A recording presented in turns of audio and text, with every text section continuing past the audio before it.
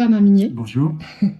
Nous sommes ici à Paris, à la Maison du département, et vient d'avoir lieu la conférence de presse pour le prochain Printemps du Livre, dont vous allez être le président. Parlez-nous de votre implication ou votre souhait d'être président de ce prochain Printemps du Livre à Montaigu. Alors c'est pas un souhait puisqu'on m'a... On est venu vous chercher. Enfin oui, on m'a proposé de l'être, mais évidemment j'ai accepté très volontiers parce que défendre un festival, une manifestation comme celle-là, c'est défendre le livre, c'est défendre la lecture. Et aujourd'hui, Dieu sait qu'il y a plein de, pour les jeunes en particulier, mais pour les adultes aussi, d'autres occasions de se distraire que la lecture.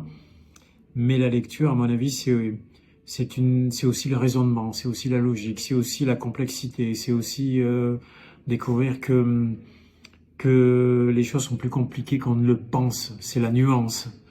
Et Dieu sait qu'on a besoin de nuances par les temps qui courent.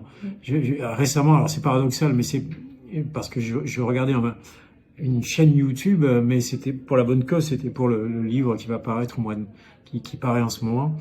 Je regardais cette chaîne et j'ai trouvé la meilleure définition qui soit de l'importance de la lecture. Je vous écoute, ça m'intéresse. Parce qu'en fait, les jeunes sont de plus en plus distraits par plein de choses, à travers leur téléphone, à travers les réseaux sociaux, à travers plein de choses. Et en fait, c'était en 4 mots et 2 signes. Tout d'un coup, c'est apparu sur mon écran. C'était lecture égale focus, téléphone égale distraction. Et en 4 mots et 2 signes, tout était dit. Tout est là, en fait. C'est ça, la lecture. Alors, vous prêchez une convaincue, et sûrement beaucoup d'autres. J'aimerais qu'on évoque un thème que l'on développera un petit peu plus lors du Printemps du Livre. Vous avez une très belle casquette. Je suis un lecteur de... Braille.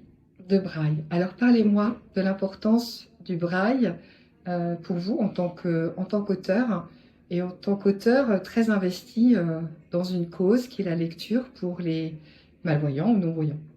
Alors, très investi, je sais pas, mais un petit peu en tout cas.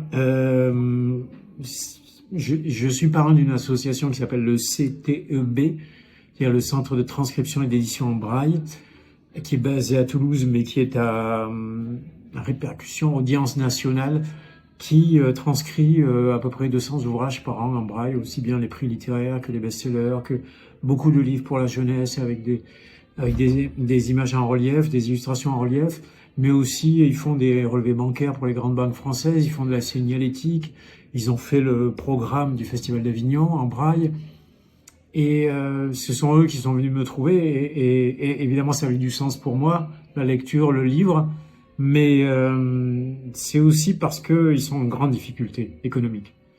Et or, tout le monde beaucoup de gens peuvent penser que aujourd'hui, avec les applications, les livres audio, les applications sur Internet, les applications dictées, etc., qui sont des outils précieux, je ne le nie pas, pour les malvoyants et les non-voyants, c'est vraiment des progrès formidables, mais ça remplace pas le braille, parce que le braille, c'est l'écriture, pas seulement la lecture. Le braille et l'écriture, c'est quoi? La pensée, c'est des mots. Et le braille, l'écriture, c'est apprendre à structurer, à construire sa pensée, à construire une phrase. C'est apprendre à s'exprimer, pas seulement à recevoir. Parce que la lecture, finalement, c'est quelque chose d'assez passif. Quand c'est un livre audio, on écoute, mais on ne participe pas.